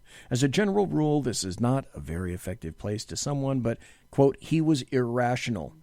The politician bolted. But this is just one of any number of examples that are getting play on certain networks and not getting remarked or mentioned on any other networks as well. And it's just as I said. If there were an equal amount of violent activity done by people on the right, that would be on the daily news on CBS, NBC. You want my prediction? ABC from now until doomsday. And yes, I do want your prediction, Heads CLINT. Here's my prediction. Okay. My caveat is I do not want this to happen. Okay. I am not calling for this to happen. I do not want this to happen. I fear this is going to happen. Okay. It's going to be the shot heard around the world, or the shot heard around the country. You are going to have, I think, an Antifa activist, an anarchist, whatever it is, go after the wrong person. They are going to be in fear for their life. They might have a baseball bat. They may have a signpost. They may have something that would be construed as a deadly weapon. They are going to get shot in self-defense. Yep. The left is going to lose their mind and see what the crazy right-wing gun owners have done. It wasn't self-defense at all. It was murder. And there will be a rise in that type of violent response. Antifa will realize that there are people out there who will not be struck with deadly weapons and just take it or run away. They will arm themselves. The other side will arm themselves. And instead of fighting with sticks and knives and bats, like we see in Portland right now, and like the gangs used to do way back when, they are going to start fighting with gunfire. And just like we see the gangs do now. And when that happens, I think, unfortunately, it's possible you see a civil war happen in this country. Many people would say that you are a complete nutter and a tinfoil hat wearer. But yes, I would throw this out to anyone and everyone who's listening, live, in chat, or in podcast. People are human. And when you're an Antifa individual who's decided for whatever reason that you're going to brace person X, Person X doesn't even need to be armed with a firearm of any sort. Person X could just have come from the funeral of their wife or their husband, or they're just coming from having signed papers because they just had to sign foreclosure papers on their house, or person X could have just been fired from their job. Or severe emotional crisis. Or person X could have just had their son or their daughter struck by an automobile and either severely injured or killed. And then anarchist decides to approach person X and do whatever, fill in the blank, to the absolute wrong person on the wrong day. And something, as you indicate, something very, very bad is going to happen because people are human. Look, I didn't even go there with it. I just went straight with the self-defense aspect. Look, I'm talking about. What was the percentage? Idea what's percolating around in someone else's head? Of course not. And what they've just experienced? No, of course not. But I'm talking about just a straight up self-defense scenario. But you bring up an absolutely valid point. That I think is a little more gray. Well, potentially, or the right? situation that you're leading to. I'm talking a clear black and white example. Oh, sure, but so here's. But Antifa doesn't operate solo. No, of so course then not. what happens when, as you, the example that you proffer, what happens if you got that particular individual who, let's say, may be armed with an actual firearm, lawfully, let's hope, or in possession of a knife or a weapon, and it's one individual against 20. You're going to have multiple people shot. What does that one individual do when they honestly and logically, because you can find all sorts of video on YouTube, etc., indicating that this is what Antifa does. Yes. Look, one against 20. You know the answer. You know the answer. You're going to have a lot of people shot. If one person goes down in self-defense on the Antifa side, Antifa attacks, person engages in self-defense, drops Antifa, said person. Like I said, I hope this doesn't happen. You're going to have other people in that mob come after this one person. And what is the only course of action? There's only one. Right? If you can't retreat, you have to continue to defend yourself. And again, I hope that doesn't happen. But you may have multiple people injured or killed in self-defense. Again, I hope this doesn't happen. I can see it, unfortunately, happening with the climate that we're in right now. And here's the thing with that. How many people in colonial America, what percentage of the population were fought for the British, and what percentage of the population fought for the colonies, roughly? The people that were fighting for the colonies, it was an infinitesimal number. It was like 3%. Startlingly small. 3%. Correct. And look and examine their efficacy on that. And I think, yes, and I believe it was 3%. I believe both sides were about 3%.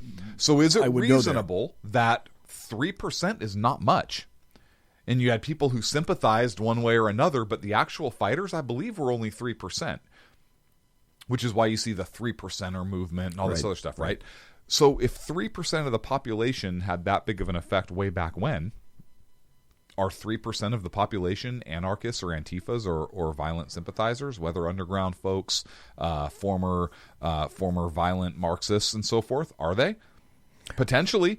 Are 3% of the population people who engage in lawful concealed carry and would engage in self-defense and take umbrage with that and defend themselves lawfully? Oh, my God. So why is my scenario crazy? Why would I be a tin hat wearer? You just mentioned this, and unfortunately, I saw this video today. I saw it on Twitter, and I happened to retweet it on my Twitter feed. Unfortunately, it does not have any audio. It's purely a visual. It appears, as far as I can tell, that it's in America somewhere. I'm going to look at this, and essentially it's this. It's one badass chick. And I'm looking at the video right now. Damn, it's too bad that I can't play this on the other computer. I've only got it on this one. Okay, let me stop right now. Now it appears that there is... I have no idea what you're talking about right now. I know. I'm going to have to describe it. Okay. But there's a younger black male. It looks as though this is a street corner. There's about 5 to 6 to 7 people kind of milling around, and it looks like it's a storefront section, maybe in front of a market or someplace where it looks as though perhaps they sell produce. Okay. And here comes a young black male, and he's striding up rather quickly, and he's holding a gun in his right hand, and he's now pointing it at people directly in front of him. Okay. And he looks like he's taking something, and out of the corner comes, as he's holding the gun in his right hand, you can see that there's a young female in the lower portion of this, and I am looking at her now. He's reaching in and grabbing something. It's off screen, so I can't tell if it's money or property. But it continues. He's got a gun. She shoots him from about 4 feet away, right in the chest. And before that, she was reaching into what appeared to be her purse. He falls back onto the pavement, onto a sidewalk or a crosswalk, and everybody else scatters. She's now behind a red automobile. He's clutching his chest. She's aiming at him. The guy in the red car that was parked at the curb, the car backs up, so apparently there was somebody in the car when this happened. He's still in the crosswalk. The gun has dropped. He's rolling around. She kicks the gun away from him. She comes back to him. She's continuing to point the gun at him. She drops her purse. She's got it directly at him. He's rolling around. She kicks him in the butt, pushes him down on the ground, tells him to put his hands over his head, and the video ends. Folks, that's a badass chick. Mm-hmm. And the reason I mentioned that, and the reason I went through that entire description is she's one of many people all around the United States that if you corner in a situation like that, may be lawfully armed and could react against a situation that you described in just that same fashion. Yeah. Or name the off-duty cop. Or the retired cop. Or any private citizen, like you said, who lawfully carries. Yeah. Right? Now, I'm wondering if she's a cop because she kicked him down on the ground. Here's why, right? Because here, turn around, put your hands behind your head. She's seems to be setting him up, right? She's taking charge like I haven't seen people take charge. One of the first things she did in terms of officer safety is she kicks the gun away. That's one of the first things she does. So, yeah, she could be an off-duty officer of some type. And unfortunately, there is no information with this video. But the point is, there's a ton of people out there like that. And So am I wrong? No, you're not. Antifa doesn't get it yet. They don't. They don't get it. And when they do, it's potentially bad because they won't back down. No. And this is my point. No, and they will not back down. They will arm up. And then further, they'll arm up and go in crowds not of 20. They'll go in crowds of 40. They'll go in crowds of 100. Mm-hmm. I was just thinking about this the other night. I don't know if you remember the movie White House Down with Gerard Butler. Vaguely, yeah. Where people attempt to assault the White House. Remember all the people that were banging on the doors of the Supreme Court? Mm-hmm. What if you've got a crowd of, 100, 1,000 people that decide that for whatever reason, they're just going to come and occupy the state capitol? You know what you have? You have an insurrection. There was a book about this. Do you think that that's impossible for that to occur? Oh, of course not. And by social media, how easy it would be to organize something like that? Of course. I think that's what we've got in our future. If you think, just like Heads CLINT says, if you think this is over, this is far from over. Mm-hmm. And that's why, again, I mentioned November 7th. Now, I hope that we keep the Senate, and I hope we keep the House, and I know we'll keep the White House, because I'll be honest, I feel I am completely in the right. And because I've watched this over the course of 7 decades, I've watched conservatism work, and I've watched leftism work, and I've watched socialism work, and I've watched communism work. Well, it's never worked. Well, operate. There you go. And we have perfect examples in the UK and the EU and also in Venezuela, which is why the Honduran hordes are coming up north. And where do you think they'll aim? Oh, that's right, the border of California, because they'll come into California. I heard a report that the Honduran president, government, whatever, went to try and stop them. Yes, and I know why. Why. Because the United States government said, hey, if your citizens come to our country, that $65 million we give you every year, we're not giving it. Done. Good for this administration for having the testicular fortitude to say that. No other president would have said that. Nope. And what did the Honduran government go? Oh, shit. Oh, we better stop them. They became watertight, is my understanding. Yeah. I had that story up in the queue here. And you addressed it. It's just Antifa and leftists don't understand. And here's why my thought is we're going to keep the House and we're going to keep the Senate, and I think we may add a few seats. You think the Republicans are going to keep the House? I think they're going to keep the House. Okay. Because the Democrats are doubling down on stupid and stupidly violent. And I think even the most brain dead amongst people are beginning to understand. Now, there was an article, and I've lost it in the queue here somewhere, indicating that midterms historically don't bring any kind of a voter turnout at all. But of the people in the sides that are galvanized, we haven't even gotten to October 26th, 27th, and 28th. Mm-hmm. That's when Brandon Straka has organized Walk Away DC. And I think thousands of people are going to walk away and come to DC for that march. And almost every walk away testimonial that I've heard or listened to or watched has been everything but white people. And I think we have a new brand of voter coming that are going to make their mark on November 6th. And I think this is completely unaccounted for. I think the Democrats have no idea what they've created. I think that this is becoming a literal juggernaut.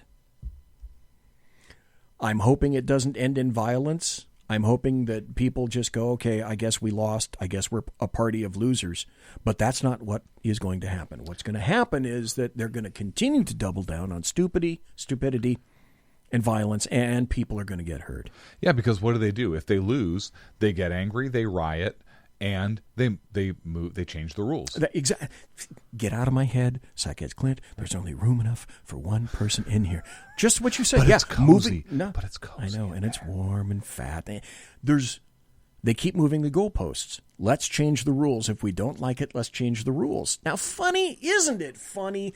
Isn't it astounding, as I pointed out earlier, that, well, gee, losing the popular vote and winning the Electoral College was just peachy nifty for President Bill Clinton 2 times in a row. No one seemed to be angry about that. That was perfectly fine, except it's bad when Bush doesn't win the popular vote or when Trump doesn't win the popular vote. And furthermore, I would submit, people are saying, I don't know if you saw this story, that the current concept is that there are 11 million illegals in the United States. Yes. Yeah, well, it's about 20 million.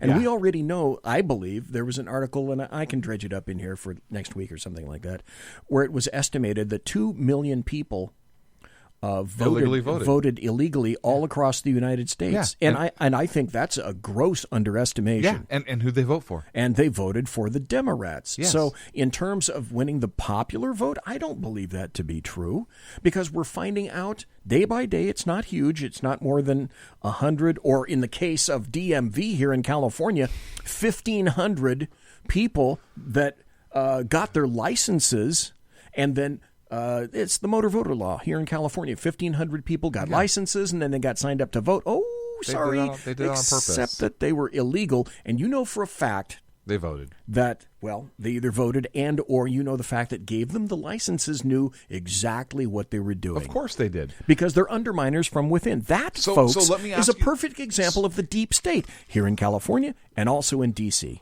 And this is why I think that the federal government should run federal elections and not allow this, and not the states.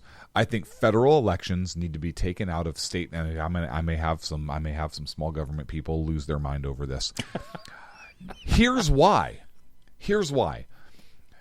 The states, certain states, at least in certain states have demonstrated that they cannot control the voting block and control them in terms of make sure that an American citizen is voting. If a criminal alien votes for the Democrat and I vote for the Republican, or if a criminal alien votes for the Republican and I vote for the Democrat, my vote as a United States citizen is canceled out. It's immaterial. The United States Constitution guarantees me the right to vote. Actually, God grants me the right to vote, right? But the Constitution enshrines that. I am guaranteed the right to vote. So if my vote is canceled out because of poor laws on behalf of the state government, then my rights are being violated. My vote does not count. I am being injured. That's a new and unique perspective on that.